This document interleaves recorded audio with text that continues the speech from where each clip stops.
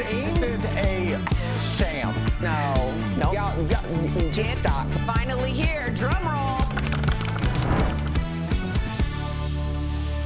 Welcome to DBL. I'm Sam here with Jeff, Al, and Erica. Today, we're looking back at some of the best moments on the show. Yes, we are. We love a good debate on DBL. And one topic that got us all talking was the idea of getting kicked off a plane for showing too much skin. Take a look. The question is this appropriate? And is it your right to wear whatever you want, or should too much skin get you booted? You're shaking your head. Look, I'm all for wearing, and I do think women get body shamed, but if you're wearing a bikini or a ton of skin and you're next to me, we're touching. And as you said, we're kind of trapped in a tube here. That's a lot of sanitation, hygiene thing I don't like. Honestly. I got to be honest. So, and if you get to the bathroom, I'm looking at your, whoa, okay. Right, I mean, we've been accused on this panel of being too liberal, and there are two people, and I'm like, do what you do, Sammy, do what you do.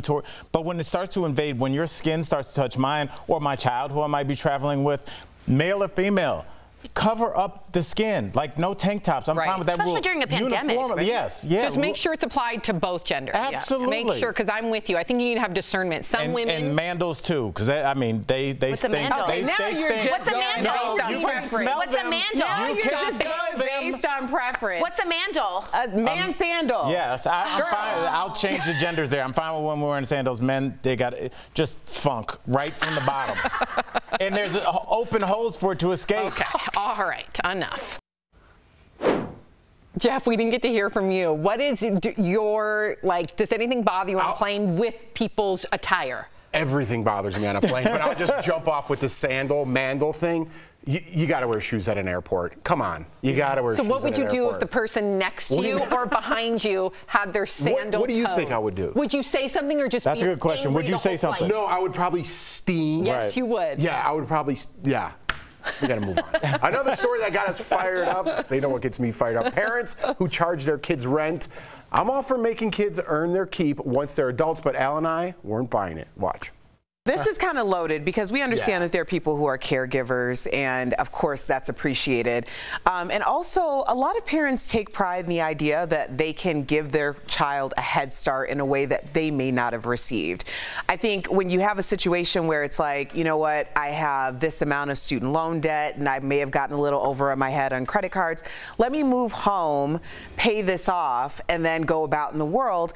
I don't think there's anything wrong with being like, hey, here's $100 for the cell phone bill, or here's whatever it is for whatever it is. So I'm kind of in between on this. Well, I just, you know, we all had that period in our 20s where some of us went out and got apartments and moved kind of away from home. We had friends that were like, I'm going to go back home and save money. And you're like, good for you. Yeah. And then you go back home to visit for Thanksgiving and they're buying drinks for everybody at the bar because they've been saving their money. But it really just kind of gets filtered back into the bar because you get comfortable. Somebody's folding your laundry. Somebody's making you breakfast. You kind of go back into 10th grade mode of whatever you are, unless you're a very driven person. I do get that we are in a period now where millennials and Gen Zers have an incredible amount of student loan debt, but it's very hard to focus. And I think unless it's a dire situation, I think you need to move out. I think you might incentivize that by throwing throw some D's on it. You know what I'm saying? In terms of like make them pay something. It was a hip hop song like 15 years ago. Yeah, I know that song. Throw some D's on it. There we go. I don't know about that. Go ahead. How did we get to rims? I know. Yeah, that's not what we're talking about at all. Make them pay a little something if they're going to stay, and that will incentivize them to leave and get their own place. If you're staying somewhere for free, why would you leave? How about you don't allow them to stay with you? I get it in a really difficult situation. If Sophie wanted to stay, you would say no? I would hope that I raised her in a way, again, I'm not talking about specific unique situations, but I would hope that I would raise her in a way where she wouldn't need to fall back on mom and dad, where she would pull herself up from the bootstraps and make things work, whether she had 1 job, 2 jobs, 3 jobs. We've all been there. We all hustled in college to pay the bills. I never asked my mom and dad to pay. I went out and got another job, and I feel strongly about that. I think you're enabling the kid. When she looks at you with those eyes and says, I need a place to stay for 6 months, it's hard to say no. In the Italian culture, you stay home till you're married. Yeah. No, that's how the women. But it's so funny how like people look at this. It's like, oh, what a loser! You live in your mom's basement. I had to go home and live in my parents' basement after I failed in Los Angeles. They helped me get back on my feet. So it's not always a bad thing. You're not always a loser. But if you're not doing anything, you're not folding your own laundry. you got to get out, or you got at least got to learn a lesson from it, you know? Yeah. Yeah. But it depends on how you're wired. If you're there to reset like you were and move out, that's one thing. But if you see somebody getting comfortable, they start getting their mail sent there, they start complaining, you're like, Mom, keep it down, I'm gaming. Like, then it's time to like put a rent on it so they get out. Or throwing D's on it. Yeah, throw Either some way. D's on it. Okay. All right, so we're all in agreement, case-by-case basis. None of us want to enable. I don't believe you turned Sophie away. I don't think you would. I don't think you could. She's going to look at you and be like, Mom, it's just 2 months. No, I don't want to enable her, though, but I would hope that Sophie would only come to me in specific situations. Yeah, I mean, yeah, the situation is it's not going great, and I need to stay here. Not going great's a good lesson in life. That's how you learn. Okay. We'll see. Well, poor Sophie. Leave Sophie alone. Seeing as how we met Sophie in the womb and she's now like 16, Yes. that's going to come sooner than later. Oh, God. Oh, Too finally, nothing got this panel more divided than the great PB&J debate. Watch. I would say I'm an 80-20 guy. You like peanut butter, 80% to 20% jelly. I just want a little bit of jelly. So you just want the jelly to give a little moisture. A little pop. Can I ask a question? Chunky or creamy? Chunky. Okay. Wow, I don't know if a lot of chunker. people agree with you on that. See, first, I'm not the right one. I don't like jelly. I don't like food. You don't like anything. I don't like food that tastes like somebody else chewed it and then put it on my sandwich. I'm sorry. I don't like He texture. doesn't like eggs or bananas? But I'm just saying, step your peanut butter game. Peanut butter, if you want jelly, step your game up. Toast your bread. How about a little circle of honey? Wait. Toast on a peanut butter and jelly? Oh, Jeff, you toast it. No. I'm not eating sad. The softness. You can't have the it. softness. No, you have to toast it. I want a little crisp. You don't make it black, just crisp. A little circle of honey or butter to give your bread a little. Yes, to make your bread taste good. The bread is 1/3 of this. Oh, it's the softness that's the comfort. You don't want to toast it out hard, crunchy. Want soft. No. PB&J is the essence of comfort food. It's what your mom and dad gave you when you were crying, when someone pushed you down. You got back up with a PB&J. That's what it is. You ate a lot of peanut butter and jelly. But you can also step up and do better. Our parents said we want you to do better than we did, and I took that torch, and I replaced peanut butter with Nutella. All right, come with me. I'm doing a little Nutella and maybe even a little bit of Fluffernutter. You can get some marshmallow. The sandwich. No. I'm making it taste better. Yes, I care about my life. A classic is a classic for a reason. Yes, but we've improved on classics. Oh. Can I tell you, like in my neighborhood, the Nutella was very popular because it's Italian. Yes. And the bread was like this big. So they'd come to school with like garbage bags, and their sandwiches would be like this Nutella sandwich. That's my type of sandwich. Can I come over after school? That's I want to my get over. type of sandwich. Coming up on DBL, Tom Bergeron gives us an update on his life post Dancing with the Stars. You have to hear about all the new shows he has in the works. But next, a woman finds incredible mental strength after dealing with 2 unimaginable tragedies.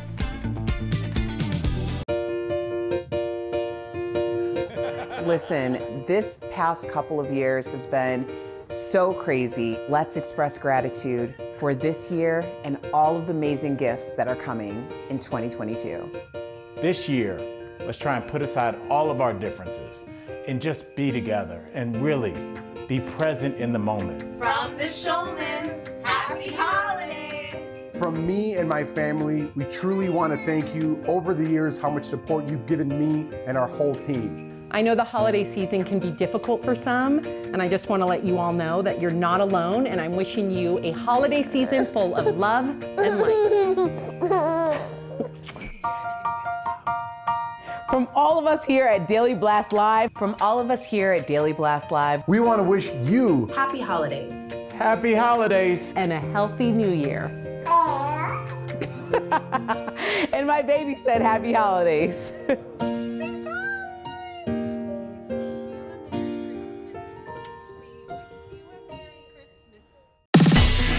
The box office is bouncing back, but we may never see the same crowds at movie theaters again. Let's connect the dots.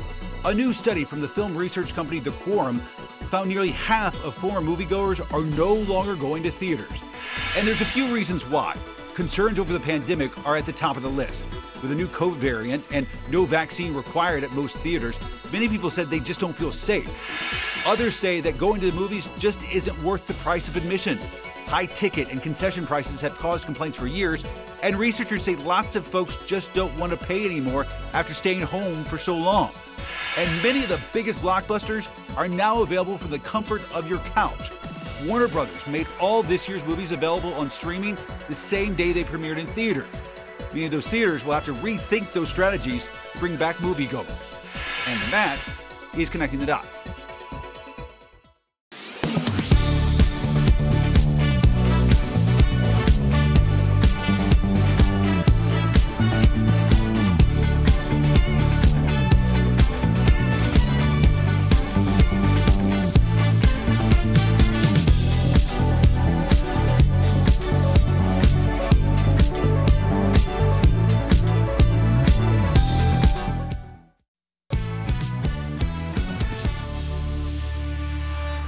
Welcome back to DBL. Losing the two most important people in your life 3 years apart to the day isn't something many of us have experienced. Amy Morin was a therapist turned author who never realized how much she'd need to build her own mental muscles until the death of her mother and husband. Here's a look back at her incredible story. I'm Amy Morin, and I live on a sailboat in the Florida Keys. Life wasn't always this good. In fact, I had to overcome some pretty rough circumstances to get to where I am today. I started my career as a psychotherapist, thinking I was going to teach people what I'd learned in college about mental strength. I never really realized how much I was going to need mental muscles myself, but when I was 23, my mother passed away suddenly from a brain aneurysm. And in that moment, I decided I was going to figure out why some people came into my therapy office and they grew from tough times in their life and why some people stayed stuck. Because it was like I had a revolving door of case studies all day long of people who were going through tough times, and some of them learned from their pain, and I wanted to know what separated them from other people that felt like they were reduced by their pain. One of the things I realized early on was that people who were able to thrive after going through tough times, it was often more about what they didn't do rather than what they did do. People who grew from their pain didn't have certain bad habits. So as I studied those people, I started making sure that I adopted those things in my life, that I didn't do the things that could drain me of mental strength. And I was glad that I did, because on the 3-year anniversary of the day that my mother passed away, my 26-year-old husband died of a heart attack. And it took a long time to heal my broken heart and figure out, how do I get through this? And a few years later, after a lot of hard work, I was fortunate to find love again. And I got remarried, got a new job, got a new house. Life was looking pretty good. But just then my father-in-law was diagnosed with terminal cancer. And I just remember thinking, ugh, I can't go through this again. I've grieved for so long. I don't want to grieve any longer. So I sat down and I wrote myself a letter of what mentally strong people don't do. And it was all of those things that I learned in my therapy office. And I found that letter to be really helpful. So I thought, if it helps me, maybe it could help someone else. So I published it on the internet and expected a few people to read it. But 50 million people read that letter, including a literary agent who encouraged me to write a book. At first I hesitated because I don't usually share my own story. I'm a therapist. I listen to people's stories. I don't tell my own. But I decided to go ahead and share my story with the world, and my life has never been the same since. Amy, thank you for sharing your story with us. We've got to know, what don't mentally strong people do? Well, mental strength has to do with the way you think, feel, and behave. So as we build mental strength, we give up the thoughts that aren't helpful, the emotions that we sometimes stay stuck in, and the behaviors that hold us back in life. So if viewers want to know what's one quick thing they can do to become mentally stronger, maybe just name your feelings. Studies show that putting a label to your emotions, especially the uncomfortable ones, takes a lot of the sting out of it. Your list was read by more than 50 million people, including a lit agent that offered you a book deal, of course. So what do you think made the list go viral? I think one of the first articles that was really about what not to do. There are so many lists about what to do, but most of us have a long to-do list already, and the last thing we want to know is, what else do I need to be doing today? And it was also one of the first articles to talk about mental strength, and that's something people often confuse with mental health. We know you can go to the gym and you can build muscle, but we also know that just because you have big muscles, it doesn't guarantee you won't ever develop a physical health problem, like you still might get high cholesterol. Same can be said for mental strength and mental health, that building mental strength is the key to living your best life, But if you develop something like depression and anxiety, it's not necessarily a sign of weakness. Everybody go get this book. Thank you so much for your openness, Amy. Absolutely. We love the story and the messages you're getting across to people to help them better themselves. So DBL Nation, like I said, you can get a copy of one of Amy's books wherever books are sold, and you can listen to her Very Well Mind podcast wherever you listen to podcasts, even if you're on a boat in the Florida Keys. Amy, it has been an honest pleasure, and I will read this book cover to cover. Thanks again. Thank you. We'll be right back. Thanks for having me.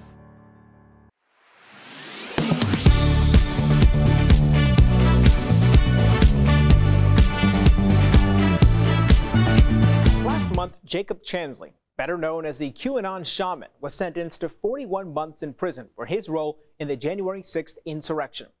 Chansley pleaded guilty to a felony obstruction charge. Soon after, Verify viewer Kathy asked, can some people convicted of felonies from the January 6th insurrection still vote? So Kathy, let's verify. Our sources are the National Conference of State Legislatures, the American Civil Liberties Union, and the Campaign Legal Center. While the right to vote is overseen by both federal and state governments, only states have rules restricting felons from the ballot box. The ACLU estimates nearly 6 million Americans have lost their right to vote because of a criminal conviction. A lot of it comes down to where the person lives. The NCLS found 48 states disenfranchise felons while in prison. 37 automatically restore their right to vote once felons are released or their sentences are completed. 11 others require additional action to restore voting rights. However, Maine, Vermont, Puerto Rico, and D.C. allow everyone to vote, including inmates. So, it's true. Some people convicted of felonies from the January 6th insurrection can still vote if they live in a state that allows them to do so, and most others will eventually be allowed to vote again. The CLC also notes most states only restrict the voting rights of people convicted of felonies. Roughly 3/4 of people who were convicted in the January 6th insurrection pleaded guilty to misdemeanors. With your Verify, I'm Brandon Lewis. To receive daily fast facts to your phone, text Verify to 202-410-8808. And to sign up for our newsletter, visit verifythis.com/email.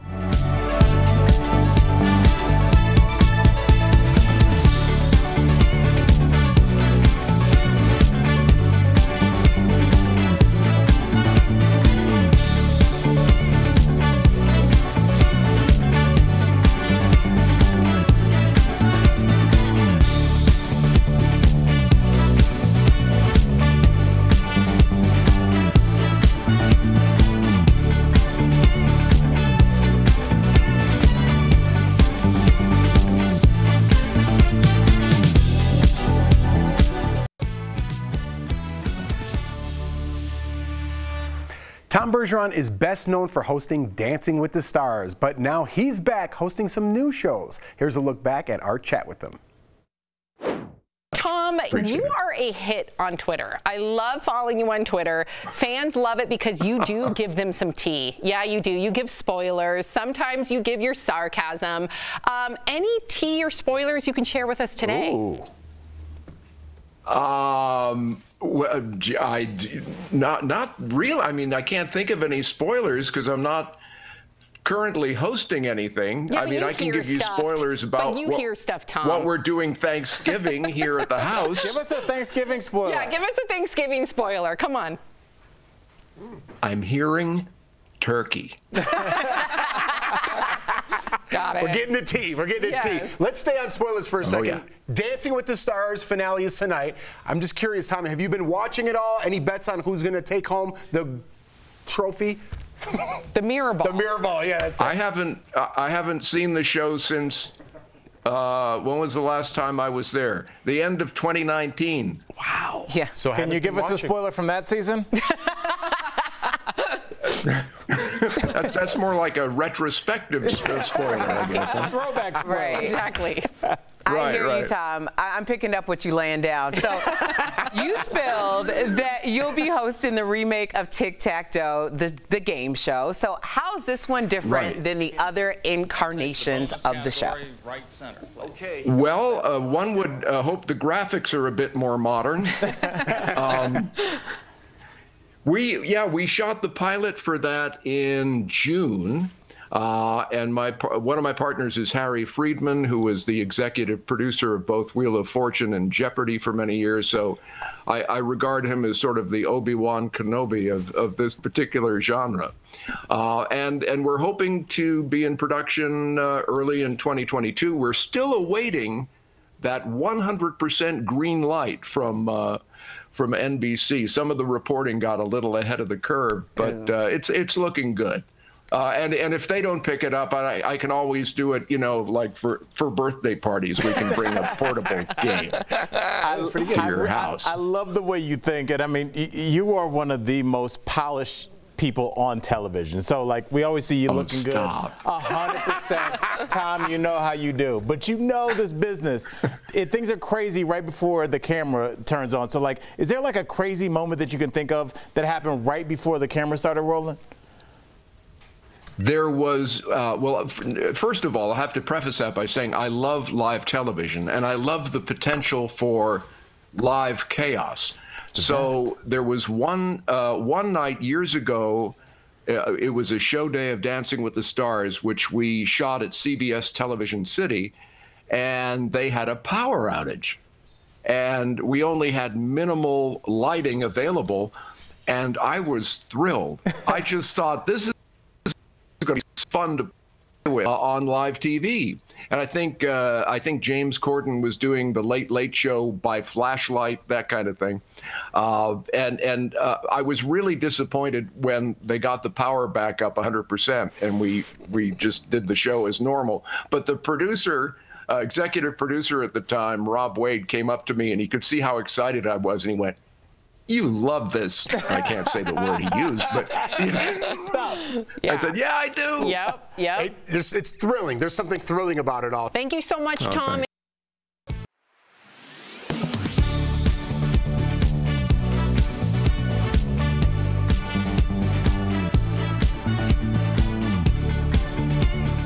That sound means it's time to verify. Are you hot-natured or cold-blooded? It's quite interesting how two people can be in the same environment for the same period of time, and one will be taking off layers while the other is reaching for a sweater and space heater. It's that time of year again. It's cold, like really cold.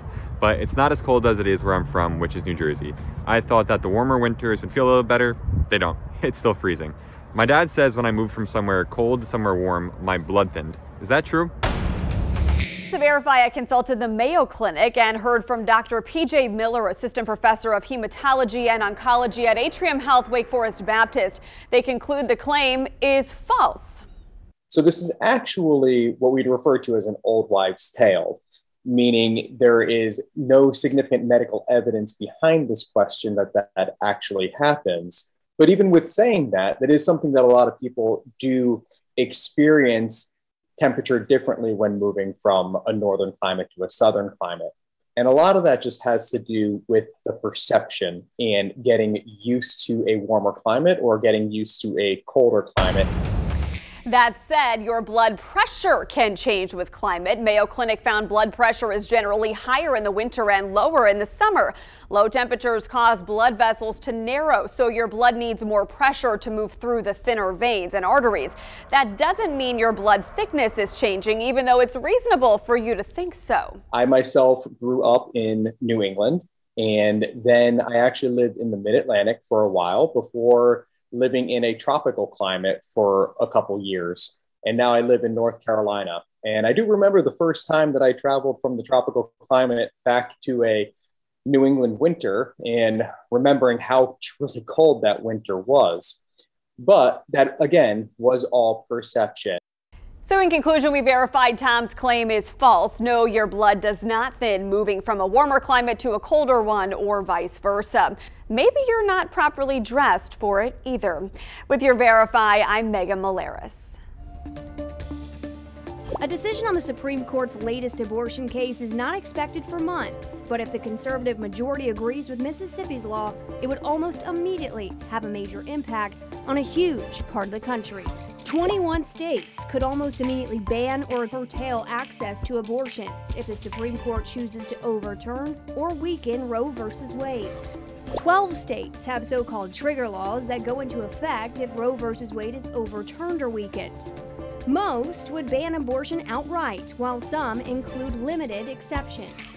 For instance, back in June, Texas Governor Greg Abbott signed a new law that would almost immediately outlaw abortions and threaten doctors who perform them with life in prison or a $100,000 fine.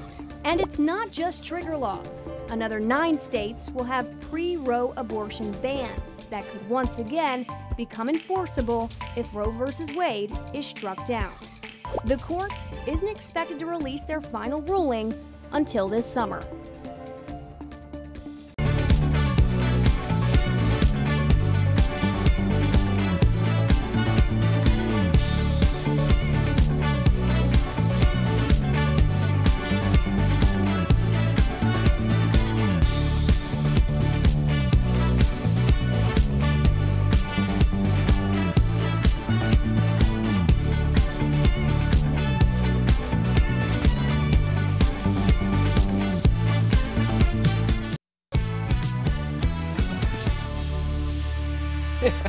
Welcome back. Let's dip into the DBL mailbag to see what our viewers want to know about us. Erica, you're in the hot seat. Are you ready, girl? I'm ready.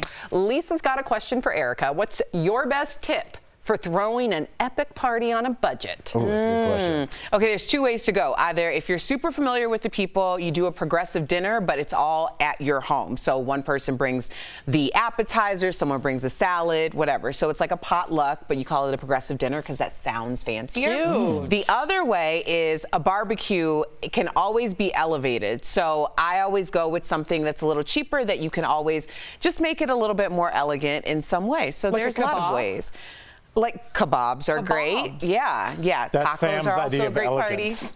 A Kebabs. kebab is very inexpensive. Yeah, and but they're very not cheap. elegant. It's not kebab- chic. You can make anything elegant. The elegance comes from the ambiance, not Yeah. necessarily the food. I mean, you go to places and overpay for things that are way cheaper if you got it at a stand. She's right. Good point. She's right. I didn't this know next about the kebabs. This next question is for Al. Al, what comic would you love to meet, and what would you say to them? I would probably say Eddie Murphy, just because, you know, I've met a lot of the comics that I idolized, but I wanted to meet the comic that influenced all of them. So it would be Eddie, because Eddie influenced the generation that was right in front of me. What would you say to him? I would probably ask him, are you going to come back to stand up full time? Because I don't know, but it has to eat at you. I think about it all the time. It's this weird job that only a few people have, and it's hard to walk away from it. Okay, good one. Jeff, you ready? Here comes Jeff. Okay, Carlos wants to know your favorite thing to do with your kids. Oh, Carlos, that's a sweet question. Carlos, why was I expecting the worst? I want to know what a cutie Carlos is. I was too. Yeah.